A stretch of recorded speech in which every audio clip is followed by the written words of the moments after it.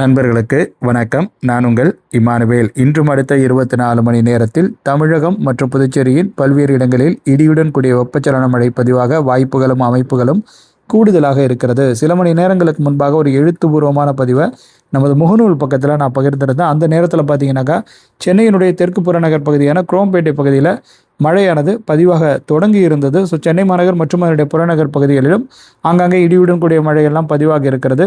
இது எல்லாம் ஒரு புறம் இருக்க, அந்த நேரத்தில் அதாவது ஒரு இரவு 11 மணி வாக்கில் அந்த எழுத்துப்பூர்வமான பதிவை நான் பகிர்ந்திருந்தேன். 11:30 மணின்னு நினைக்கிறேன். அந்த நேரத்தில் நான் பார்க்கும் பொழுது இப்போ சில பகுதிகள்லாம் மழை ரெக்கார்டாகாமல் இருந்த பகுதிகள் அங்கெல்லாம் இப்போ நல்லாவே மழை ரெக்கார்டாக இருக்குது. குறிப்பாக பார்த்தீங்கன்னாக்கா ஈரோடு மாவட்டத்தில் ஒரு பகுதியில் 82 மில்லிமீட்டர் அளவு மழை பதிவாக இருப்பதாக நமக்கு இன்ஃபர்மேஷன்ஸ் கிடச்சிருக்குது. அதே போல் சேலம் மாவட்டத்தினுடைய சில இடங்களும் இப்போ லிஸ்ட்டில் இன்க்ளூட் ஆகிட்டே இருக்குது. அதாவது லிஸ்ட்டில் இடம்பெற்று கொண்டே இருக்கிறது. ஆக மொத்தத்தில் பார்த்தீங்கன்னாக்கா இப்போ வட உள் மாவட்ட பகுதிகளில் ஓரளவிற்கு மழை பரவலாக பதிவாக தொடங்கி இருப்பதை உறுதிப்படுத்த முடியுதுன்னு சொல்லலாம். திருவண்ணாமலை மாவட்ட பகுதிகளின் அந்த மழை மானிகளில் பதிவாக இருக்கக்கூடிய அந்த மழை அளவுகளும் ஒன்றன் பின் ஒன்றாக கிடைக்க கொண்டே இருக்கிறது. ஸோ இதெல்லாம் வச்சு நம்மளால் அறிய முடியுது. என்னதான் நீங்கள் செயற்கைக்கோள் படம், ரேடார் இமேஜஸ் இத்தனை இருந்தாலும் இந்த ரெயின்ஃபால் டேட்டா கிடைக்கிது இல்லையா, அதை வச்சு நம்மளால் அனலைஸ் பண்ண முடியும். 11 மணிக்கு எப்படி இருந்தது, அதன் பிறகு இப்போ எப்படி இருக்குது அப்படின்னு பார்க்கும்போது நமக்கு இந்த டிஃப்ரென்சஸை ஃபீல் பண்ண முடியுது. அடுத்து வரக்கூடிய சில மணி நேரங்களில் வட தமிழகத்தில், குறிப்பாக தெற்கு ஆந்திராவை ஒட்டி இருக்கக்கூடிய வட தமிழகத்தின் பல்வேறு இடங்களாக இருக்கட்டும், வட உள் மாவட்டங்களாக இருக்கட்டும், ஏன் வட கடலோர மாவட்டங்களிலும் ஆங்காங்கே மழையெல்லாம் பதிவாகலாம். விழுப்புரம் மாவட்டத்திலும் மழை பதிவாக வாய்ப்பு இருக்குது. கள்ளக்குறிச்சி மாவட்டத்தில் கண்டிப்பாக இருக்குது. ஆல்ரெடி பார்த்தீங்கன்னாக்கா கள்ளக்குறிச்சி மாவட்டத்தில் சில இடங்களில் மழையும் பதிவாகி இருக்கிறது. பெரம்பலூர் மாவட்டத்திலும் மழை பதிவாக இருக்கிறது. ஸோ இப்படி தான் போய்கிட்டு இருக்குது. கண்டிஷன்ஸ் எல்லாமே பார்த்திங்கனாக்கா வட தமிழகத்திற்கு ரொம்ப ஃபேவரபுளாக இருக்குது. ஆல்ரெடி நம்ம தருமபுரி மாவட்டத்தினுடைய கிழக்கு பகுதிகளெல்லாம் கூட மழையெல்லாம் பதிவாகி இருக்கிறது. அந்த மழை மானிகளில் பதிவாகி இருக்கக்கூடிய மழை அளவுகளும் நமக்கு கிடைக்க வந்திருக்கிறது. இப்போ நான் சென்னைக்கு வந்துட்டேன். ஸோ சென்னையிலேருந்து தான் அந்த காணொலியை நான் அவங்க கூட பகிர்ந்து கொண்டு இருக்கிறேன். இப்போ அடுத்த 24 மணி நேரத்திலும் இதே மாதிரியான ஒரு மழையை நம்ம எதிர்பார்க்கலாம். உட்பகுதிகளில் கடலோரத்திற்கு நெருக்கத்தில் இருக்கக்கூடிய இடங்களில் விழுப்புரம் மாவட்டத்தில் நெக்ஸ்ட் 24 ஹவர்ஸில் கூட மழையெல்லாம் ரெக்கார்ட் ஆகலாம். அதே போல் தான் காஞ்சிபுரம் மாவட்டத்தில், செங்கல்பட்டு மாவட்ட பகுதிகளில், சென்னை மாநகர் மற்றும் புறநகர் பகுதிகளில் கூட மழையெல்லாம் பதிவாகலாம். ஸோ கண்டிஷன்ஸ் நல்லா இருக்குது. உங்கள் பகுதியில் மழை பதிவானுச்சுன்னா நீங்கள் அதை மகிழ்ச்சியுடன் வரவேற்றுக்கொள்ளுங்கள். இது வெப்பச்சலன மழை சில இடங்களை மிஸ் பண்ணும். பட் என்னதான் மிஸ் பண்ணும் நம்ம சொன்னாலுமே நம்ம எதிர்பார்த்ததை விட நிறைய இடங்களில் மழை பதிவாகி இருக்குது. அது நமக்கு மகிழ்ச்சி தான். இப்போ ஈரோடு மாவட்டம் கொமராயனூர் அந்த பகுதியில் 82 மில்லிமீட்டர் அளவு மழையும், அதே போல் தென்காசி மாவட்டம் கலப்பக்குளம் சுற்று வட்டார பகுதிகளில் கிட்டத்தட்ட 72 மில்லிமீட்டர் அளவு மழையும் பதிவாக இருக்கிறது. திருவண்ணாமலை மாவட்டம் கட்டுமலையனூர் அந்த மாதிரியான ஒரு இடத்துல 67 மில்லிமீட்டர் அளவு மழையும், ஒலகடம், இது ஒரகடம் கிடையாது, ஈரோடு மாவட்டத்தில் ஒலகடம் அப்படிங்கிற மாதிரியான ஒரு பகுதி, ஒரு ரூரல் பகுதியாக இருக்கும், 54 மில்லிமீட்டர் அளவு மழை பதிவாக இருக்கிறது. அதே போல் கோனேரிப்பட்டி அக்ரஹாரம், இது சேலம் மாவட்ட பகுதி, அங்கேயும் 53 மில்லிமீட்டர் அளவு மழை பதிவாக இருக்கிறது.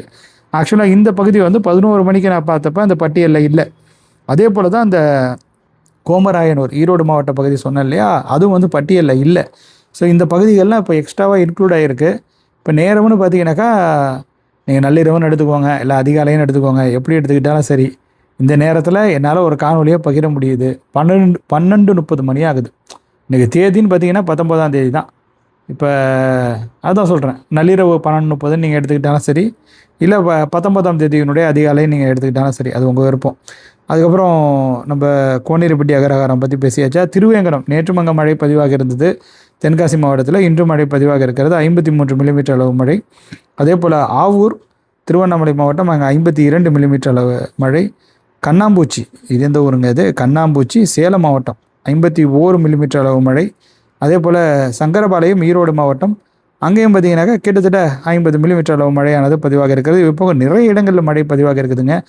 இன்றைக்கி லிஸ்ட்டு ரொம்ப பெருசு தான், மழை அளவுகள் லிஸ்ட்டுங்கிறது. இலிப்பிலி இந்த மாதிரியான ஒரு பகுதியை நீங்கள் கேள்விப்பட்டிருக்கீங்களா? ஈரோடு மாவட்டத்தில் இருக்குது. அங்கேயும் பார்த்தீங்கன்னாக்கா 40 மில்லிமீட்டருக்கும் அதிகமான அளவு மழையெல்லாம் பதிவாகிவிட்டது. ஸோ நிறைய பகுதிகள் இருக்குது லிஸ்ட்டில். எல்லா பகுதிகளையும் நம்மளால் படிக்க முடியாது. திண்டுக்கல் மாவட்ட பகுதிகளில் மழை பதிவாக இருக்கிறது. தருமபுரி மாவட்டத்தில் நல்ல ஒரு பரவலான வெப்பச்சலன மழை தாங்க இது, சும்மா சொல்லக்கூடாது, நல்லாவே ரெக்கார்டாகி இருக்குது. இப்போ மேலும் ரெக்கார்டாக இருக்குது. இப்போ நெக்ஸ்ட்டு ஒரு ஃபியூ ஹவர்ஸும் இருக்குது இல்லையா, அதுவும் ரொம்ப இம்பார்ட்டண்ட் தான். ஏன்னா சதர்ன் ஆந்திராவில் ஒரு இம்பார்ட்டண்ட்டான ஸ்டாம் வந்து மூவ் ஆகிட்டு இருக்கு. ஸோ அது மூவ் ஆகும்போது மேபி வேலூர் மாவட்டத்தில், ராணிப்பேட்டை மாவட்டத்தில் அதனுடைய இம்பாக்ட்னால ரெயின்ஃபால் ரெக்கார்ட் ஆகலாம். திருவண்ணாமலை மாவட்டத்தில் ஆப்வியஸ்லி ரெக்கார்ட் ஆகி கொண்டு இருக்கிறது. அதனால் நெக்ஸ்ட் நம்ம வந்து காஞ்சிபுரம் மாவட்டத்தில், திருவள்ளூர் மாவட்டத்தில், ஏன் நம்ம விழுப்புரம் மாவட்ட பகுதிகளில் கூட மழையை எதிர்பார்க்கலாம். புதுச்சேரியில் திடீர்னு உங்களுக்கு அதிகாலை நேரத்தில் இல்லை நள்ளிரவு நேரத்தில் மழையெல்லாம் பதிவானுச்சுனாக்கா கைகூப்பி வரவேற்று கொடுங்க. ஏன்னா இந்த மாதிரியான ஒரு விஷயம்லாம் வந்து எப்போவுமே நடக்கிறது கிடையாது. நமக்கு இது ரொம்ப சாதகமாக இருக்குது. அடுத்து வரக்கூடிய நாட்களுக்கான வெப்பநிலையை எதிர்கொள்வதற்கு இது வந்து ஒரு ஊன்றுகோலாக இருக்கும் அப்படிங்கிற மாதிரி சொல்லலாம். ஏன்னா என்னதான் மழை வந்து பதிவானாலும் பகல் நேரத்தில் வெப்பநிலை அதிகரிப்பதற்கான வாய்ப்புகளும் இருக்குது. அதையே நம்ம வந்து பார்த்துக்கணும். ஸோ அவ்வளோதான். இப்போ நெக்ஸ்ட் 24 ஹவர்ஸில் எந்தெந்த பகுதிகளுக்கு மழை வாய்ப்புகள் அதிகமாக இருக்கலாம் அப்படிங்கிற மாதிரி கேட்டிங்கனாக்கா இதே மாதிரியே தான். முதல்ல வந்து நமக்கு வடமேற்கு உள் மாவட்டங்கள், மேற்கு உள் மாவட்டங்கள், இப்போ கிருஷ்ணகிரி மாதிரியான மாவட்டமாக இருக்கலாம், தருமபுரி மாதிரியான மாவட்டமாக இருக்கலாம், அங்கெல்லாம் மழை வந்து பதிவாகலாம். அதே போல் பார்த்திங்கனாக்கா நம்ம ஈரோடு மாவட்டத்தில் மழை அங்கொன்றும் இங்கொன்றுமாக பதிவாகலாம். சேலம் மாவட்டத்தில் பதிவாகலாம். திருச்சி மாவட்டத்தில் பதிவாக வாய்ப்பு இருக்குது. இன்றைக்கே வந்து இப்போ திருச்சி மாவட்டம் ரொம்ப ஆக்டிவாக இல்லை. அதை தவிர்த்து அதை சுற்றிலும் பார்த்திங்கனாக்கா ஆக்டிவாக தான் இருக்குது. மதுரை மாவட்டத்தில் கூட மழையெல்லாம் பதிவாக இருக்குது. அதே போல் சிவகங்கை மாவட்டத்திலும் பல்வேறு இடங்களில் மழை பதிவாக இருக்கிறது. புதுக்கோட்டை மாவட்டத்தினுடைய அந்த பகுதிகள், அதாவது மேற்கு பகுதிகள், அதனை ஒட்டி இருக்கக்கூடிய திருச்சி மாவட்ட பகுதிகள் வந்து இப்போ லிஸ்ட்டில் வந்து பெருசாக இடம்பெறலை. ஸோ அது என்ன நடக்குதுங்கிறத பார்க்கலாம். அரியலூர் மாவட்டமும் இது வரைக்கும் லிஸ்ட்டில் பெருசாக இல்லை.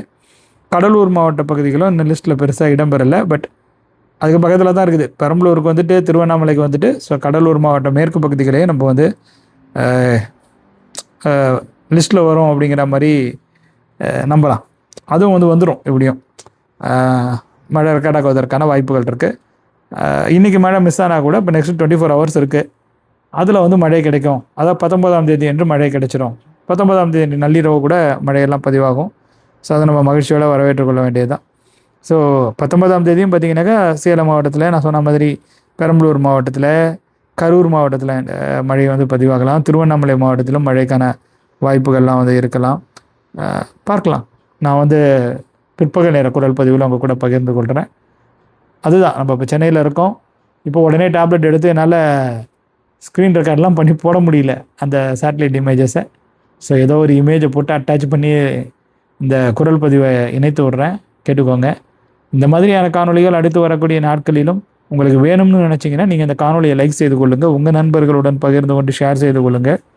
மறக்காமல் நமது யூடியூப் பக்கத்திற்கும் முகநூல் பக்கத்திற்கும் சப்ஸ்கிரைப் மற்றும் ஃபாலோ செய்து வைத்து கொள்ளுங்கள். வானிலை தொடர்பான மேலும் பல முக்கியமான, அவசியமான, உங்களுக்கு பயன் வழங்கக்கூடிய வகையிலான தகவல்களுடன் அடுத்தடுத்த நாட்களிலும் உங்கள் அனைவரையும் சந்திக்கிறேன். அதுவரையில் உங்களிடமிருந்து விடைபெற்றுக் கொள்வது உங்கள் இமானுவேல். நன்றி, வணக்கம்.